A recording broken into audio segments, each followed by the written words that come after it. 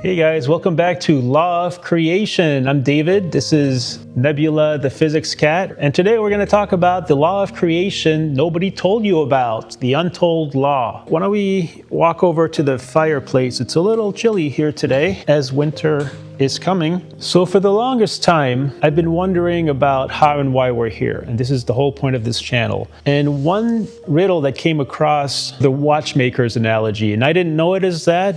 The way it was presented to me is that, so let's say you have an airliner, a 747. It's a marvelous piece of engineering. It's got millions of parts to it, put together in a very specific way in order to be an airplane. If we were to ask somebody, how did that plane get there? We would say, well, an intelligent being, in this case, the humans, put it all together. Okay, great. So then how did we get here? Doesn't that prove that there is a God or a higher intelligence or a supreme being that put us together? And it's a great argument. And my problem with that was that, yes, but if you ask people all over the world or throughout time, they will all give you a different answer as to what that supreme being is, or have a different story behind it. And so I've been looking for the longest time for a universal answer to this riddle. And today we have it. We finally have it in ODC, optimally dissipative configuration. And it's also a law of creation that we've never even thought about. So what is this law of creation that nobody's told you about? We've all heard of the primordial ooze or the primordial soup. And this is where very early at the Earth's history, about 4 billion years ago,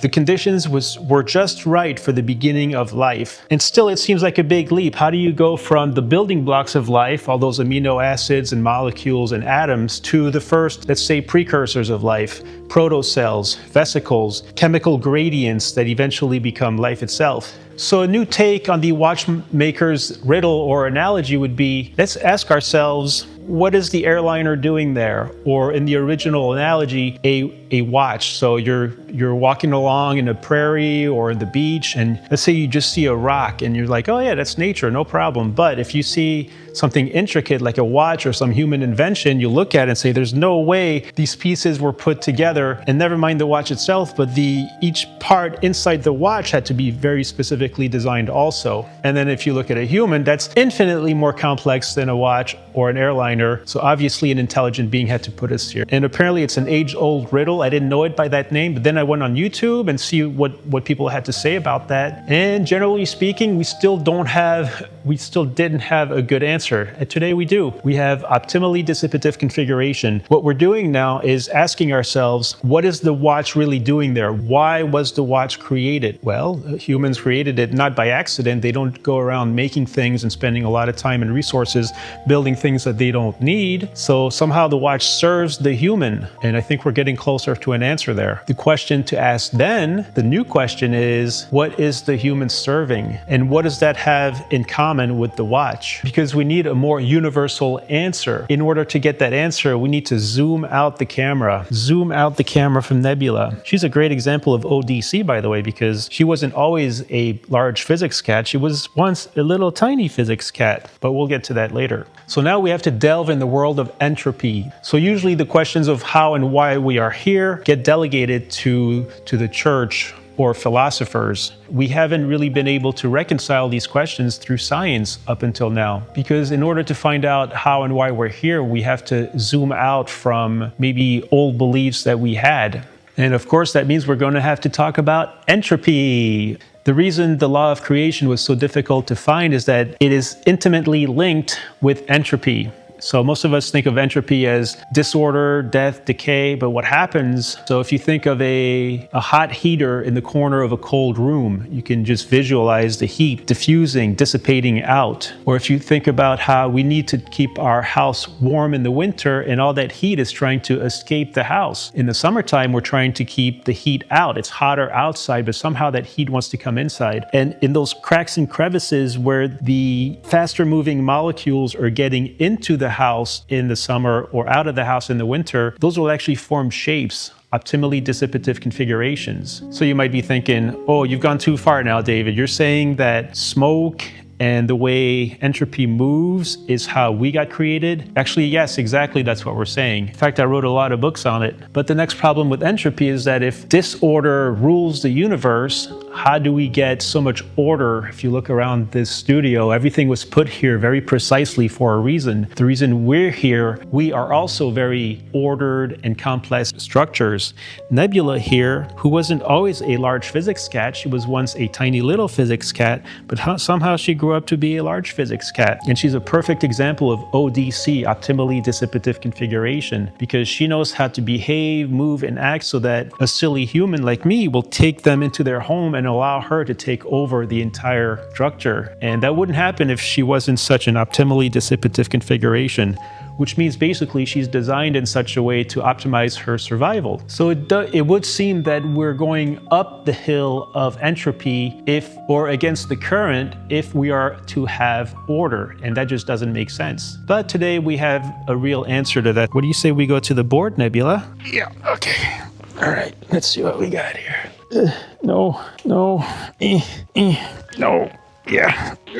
Let go, Nebula. And we're walking to the board.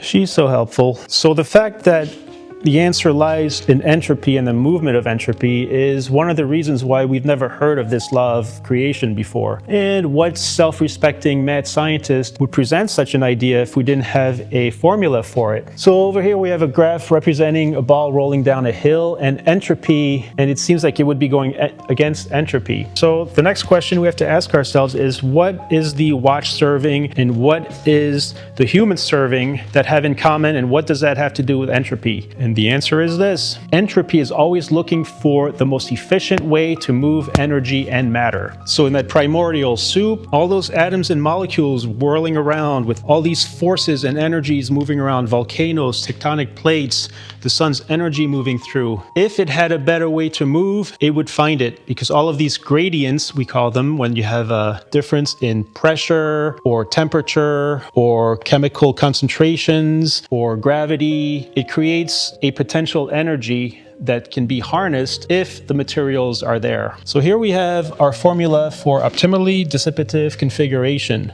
which states that whatever configuration produces the most entropy of all of the possible configurations within its constraints, meaning the parameters or the context or the reality, will be chosen as the final configuration. And apparently this field is wide open because I haven't heard anything like this. So since it seems we're going against the current to have things like us and other structures of order like nebula here, what is the key to why we are here? You'll notice I use the word chosen or choosing when describing something apparently inanimate, like the creative intelligence of the universe. So in this case, this formula kind of links our intelligence, our creativity, with what actually happens in aqueous solutions, the primordial soup. When you have all of these molecules and atoms together, if they could, they would form into shapes that are more dissipative, and we call those organized structures. So here, the final configuration, the ODC, is the best choice out of all the configurations that produces the most entropy, that is more dissipative within its constraints. And here we start to give the loop of creation. So you start with a structure,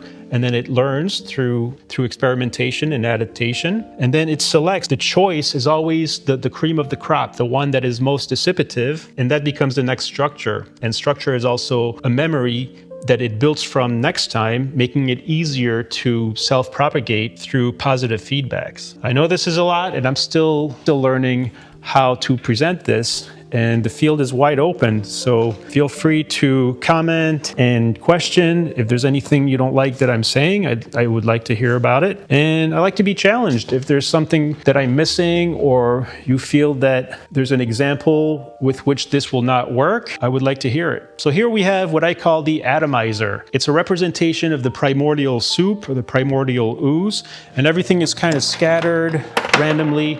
But some of these ping pong balls have magnets on them. So what we're gonna do is we're gonna shake this up, agitate it like the early Earth was. And what we're gonna find are new configurations forming, configurations that we've never ever seen before. It'll be the first time it's ever happened. And guess what? Most configurations will do absolutely nothing. But as we will see, some of these configurations, sometimes they'll form, let's say 1 in a trillion times, they'll form something new that makes it better able to move all that energy and matter like we discussed before. And that is what we call the intelligence of the universe.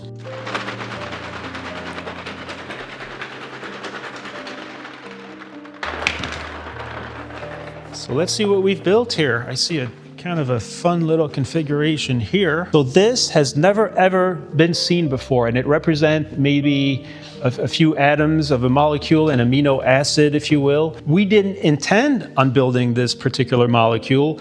We couldn't have predicted that this particular molecule would emerge. And guess what? Over time, over large amounts of space, over the entire surface and subsurfaces of the Earth, once in a while, what would happen is that 2 of these will get together and they both have potential energy, and they will come together in a way that, oh my goodness, something new might occur. Maybe, maybe not. And then this might be the new amino acid that's able to propagate whatever is next best flowing as far as entropy is concerned. And that, in a very simplistic way, is how we were created over time. Again, this doesn't happen overnight. So the fact that we have to dig deep into entropy is why I think we've never heard of this law of creation before. And the reason it was so interesting to me is that we've got a law for just about everything else. We've got the laws of thermodynamics, we've got the laws of gravity. Why hasn't anybody attacked, that I've heard of, the question of a law of creation? And today we have it. And very simply, it means that whatever structures we find in the universe, they are always, always, always serving entropy better than without them. And that may be a hard pill to swallow. And so it was when Galileo first came up with heliocentric model of the solar system. There was a time when we knew the Earth was the center of the universe, until somebody took out a telescope and took some notes and realized that, oh no, we're actually one of many planets going around our sun, and there's a lot of other stars out there, other solar systems like it. And that wasn't in line with most of the prevailing belief systems of the time. But today we got over it, and today it's fine, I think, for most people. And this is what we're looking at here too with the law of creation. It's a new concept to think that we are just another thing in the universe, created by the universe, without having to impose let's say, a human-like super being creating us, instead of a lot of humans fighting over which story is the correct one. Now we have a universal law of creation, and this is what this channel is all about. And so we will see you next time at Law of Creation.